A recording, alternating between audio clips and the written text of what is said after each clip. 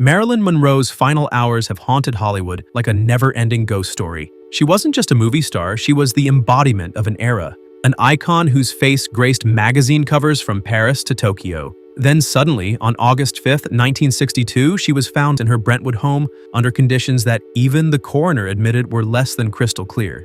Official records pointed to a tragic overdose, but the rumor mill had other ideas. Rumors that she knew dangerous secrets about the highest levels of government. Whispers that she kept diaries no one was ever meant to see. Wild tales that she was caught in a power play involving politicians and mobsters, each with their own motive for shutting her down. Yet, decades later, the truth remains elusive, lost in the shuffle of missing records, contradictory witness statements, and decades of speculation. If it was merely a tragic end to a troubled star, why do new theories and documents keep surfacing? And why are so many people convinced that her demise was no accident at all?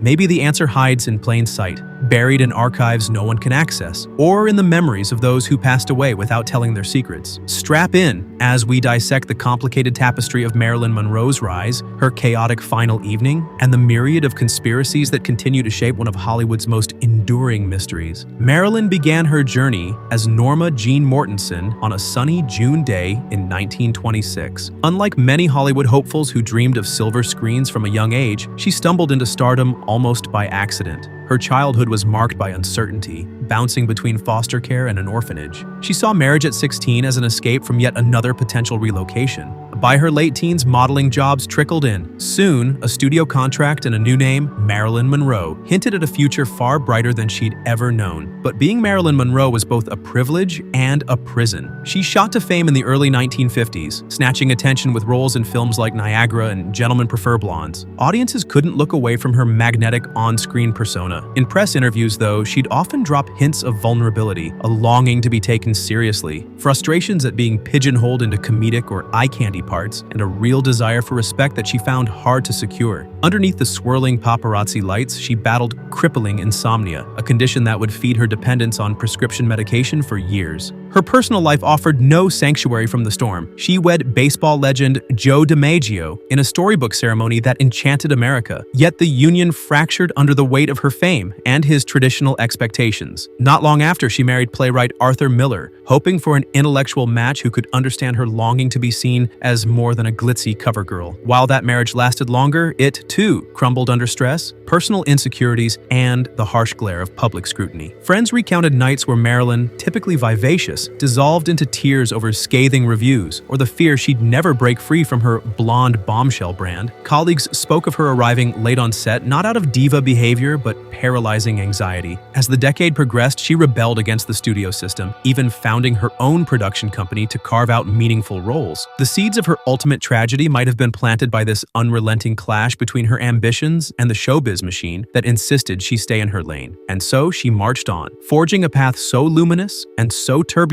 that it left everyone dizzy. Within that contradiction, public darling yet personal wreck, lay the spark fueling the theories. Had she become too stressed, too emotionally frail? Or did powerful people see her as a risk, a loose cannon with knowledge she shouldn't have possessed? Fast forward to August 4th, 1962, a date that would forever loom over Hollywood lore. By then, Marilyn had been recently dismissed from the unfinished film Something's Got to Give, only to be renegotiating her way back in. Studio heads seemed ready to welcome her if she would commit to reliability. Reports surfaced that she spent the afternoon chatting on the phone with friends, possibly celebrating the idea that her career wasn't over. Some even claimed she was exploring new houses, a sign of optimism rather than despair. That night, she supposedly retreated to her bedroom, complaining of exhaustion. But from this point, the timeline gets murky. Late evening, housekeeper Eunice Murray later stated she passed by Marilyn's closed door sometime around midnight. She claimed to notice a light but didn't disturb her employer, thinking Marilyn needed rest. Pre-dawn confusion. Depending on which interview you trust, Murray said she grew worried around 3 a.m. and phoned Marilyn's psychiatrist, Dr. Ralph Greenson, before calling the police. Yet other sources insisted phone calls to certain influential figures might have been placed even earlier. Discovery. When officials arrived, they found Marilyn unresponsive, nude, and with a telephone receiver near her hand. Pill bottles littered the scene, suggesting an overdose, but the chaotic way events unfolded caused speculation right out of the gate. Authorities faced immediate inconsistencies. Who contacted whom first? Why did the housekeeper wait so long to check? Did Marilyn attempt to call for help? Some rumored that an ambulance was called and then mysteriously turned away. Others believed key individuals arrived before the official rescue team but never documented their presence. Every detail, whether big or small, drove a wedge into the official story, making it easier for skeptics to believe something more sinister happened in that bedroom. The coroner eventually classified the incident as a probable overdose, referencing a large amount of sedatives in her system. Yet a puzzle emerged around what was missing from the scene or from official records. Phone records vanished. We know Marilyn used her telephone extensively, especially late at night due to insomnia, yet logs tracking her calls on August 4th and 5th were never produced. Some say they disappeared in the chaos. Others claim high-level tampering. Where's the water glass? Investigators didn't list any glass or cup on the nightstand or in the adjacent bathroom. If she consumed upwards of 40 tablets, how did she manage without water? Detractors argue that might indicate forcibly administered medication. Conflicting accounts. Eunice Murray changed her narrative multiple times in interviews spanning decades. Dr. Greenson's statements occasionally contradicted the housekeepers, especially regarding the timeline of discovery and calling the police. Some fans found it odd that a psychiatrist would arrive before the cops in a potential emergency. Limited autopsy details. Dr. Thomas Noguchi, the coroner to the stars who later became famous for investigating celebrity deaths, wasn't fully satisfied with how the initial autopsy was handled. While toxicology confirmed an abundance of sedatives, there was minimal analysis of her stomach contents, leaving a gap in understanding exactly how the drugs entered her system and when. Could all these holes be attributed to a frantic, poorly managed response? Or was there a deliberate cover-up designed to obscure who might have stood to benefit from her silencing? Friends like makeup artist Whitey Snyder or publicist Patricia Newcomb told interviewers that Marilyn had been looking forward to the future. Numerous acquaintances countered that her life was chaotic, her mental health precarious, and an accidental or purposeful final act wouldn't be shocking. Even those new to the Marilyn story know about the rumored connections to President John F. Kennedy and his brother, Attorney General Robert F. Kennedy. Her sultry performance of Happy Birthday, Mr. President at Madison Square Garden in May 1962 left jaws on the floor, fueling gossip that their relationship extended beyond the stage. Some authors and film documentaries have suggested that she had phone conversations with Robert Kennedy. If so, did that conversation escalate into an argument? Did she threaten to expose details that could compromise the political dynasties of the day? Beyond the Kennedys, there's also the shadowy presence of organized crime. Under Robert Kennedy's leadership, the Justice Department aggressively pursued mob leaders, many of whom resented the Kennedys' clampdown. Could the mafia have viewed Marilyn as a bargaining chip, someone close enough to the Kennedys to be used as leverage? Then there's talk of CIA involvement, a reflection of Cold War paranoia. In an era rife with espionage, if Marilyn possessed sensitive tidbits gleaned from pillow talk, intelligence agencies might have feared she'd inadvertently spill them. Critics dismiss these possibilities as sensational hype. They argue that while the Kennedys and other power players might have crossed paths with Marilyn socially, no concrete evidence links them to a plotted demise. Still, suspicious minds point to the repeated mention of phone calls to Robert Kennedy, the speculation around him visiting Los Angeles that very weekend, and the contradictory witness reports that placed him in or near Brentwood. It's the perfect tabloid storm. A beloved actress, a powerful political family, and a swirl of incongruities so thick that practically any scenario seems plausible. One detail that consistently reappears in these controversies is the idea of a missing journal.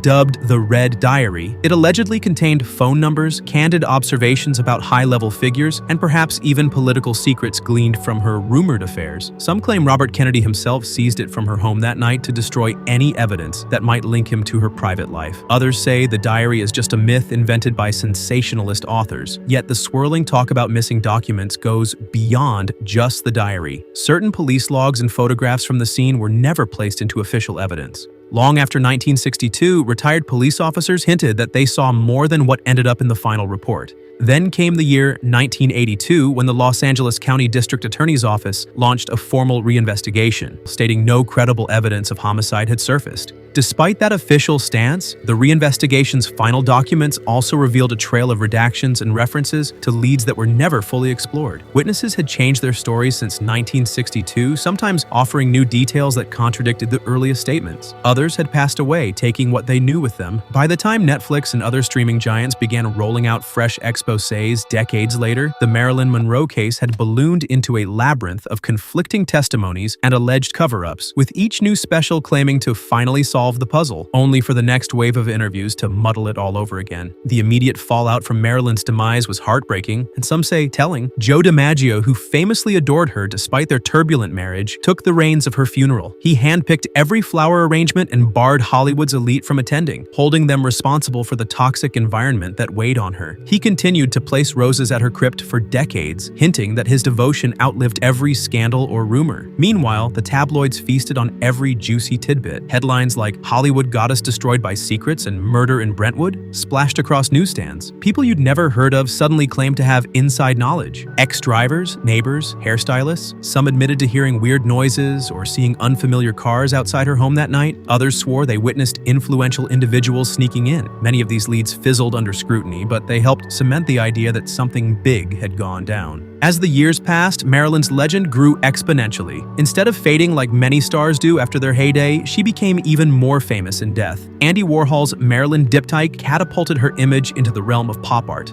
Generations of singers, from Madonna to Lana Del Rey, invoked her spirit in music videos and lyrics. New fans discovered her old interviews, noticing a gentle, almost childlike voice that contrasted sharply with her glam persona. This collision of innocence and sultry brilliance fascinated people, fueling renewed interest in the end she met. Furthermore, the conspiracies only gained momentum with time. Government files were slowly declassified, though large portions remained blacked out. Could those redactions hide references to Marilyn? The FBI's own vault turned up heavily censored documents referencing her name, fueling the imaginations of those who believed her entanglements were more than rumor. Psychics and mediums even joined the conversation, claiming to channel the late star's spirit, each with their own claims about how she truly died. That might sound far-fetched, but it underscores the extent to which her story refuses to go quietly. So, after all these years, what can we say with certainty? The official record states that Marilyn Monroe succumbed to a lethal amount of barbiturates in the early hours of August 5, 1962, driven by despair or accidental misjudgment of her medication. But even that record is riddled with omissions and question marks. Could a star who, by some accounts, was planning her next big career move suddenly choose to exit life on her own terms? Perhaps. Yet the incomplete nature of the investigation leaves the door wide open for alternative explanations. Some point to the possibility that she threatened to unveil relationships that would embarrass a certain family in Washington.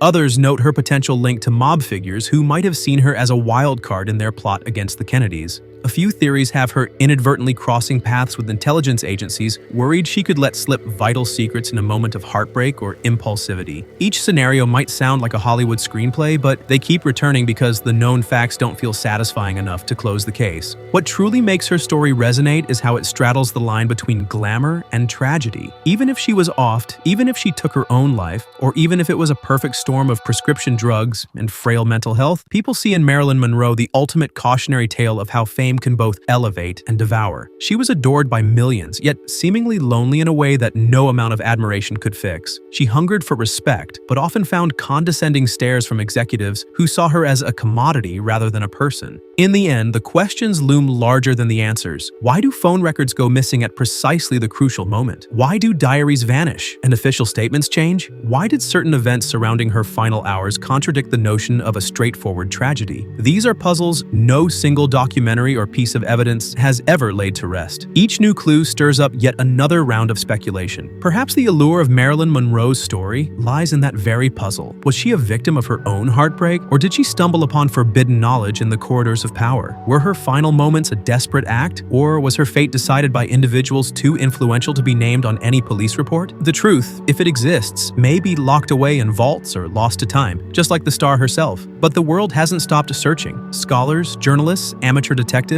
and everyday fans scour archives for newly declassified memos or half-forgotten testimonies, trying to stitch together the last few missing pieces. And with each revelation, no matter how small, her story transforms again, growing more complex, more deeply tragic, and even more captivating. It's a testament to Marilyn's singular radiance that 6 decades on, she remains as compelling in death as she was in life. So, where do you stand on this centuries-spanning puzzle? Do you believe she accidentally took one pill too many, or were there bigger forces at play? If you found yourself enthralled by these unresolved questions, leave a comment with your theory. Is it possible new evidence will surface one day, finally shedding light on the dark corners of her last night? Until then, the legend of Marilyn Monroe, shimmering with both grace and sorrow, will continue to beckon us closer, asking us to unravel the secrets hidden behind that iconic smile. If you need to talk, the 988 Lifeline is here. Call 988 anytime 24/7.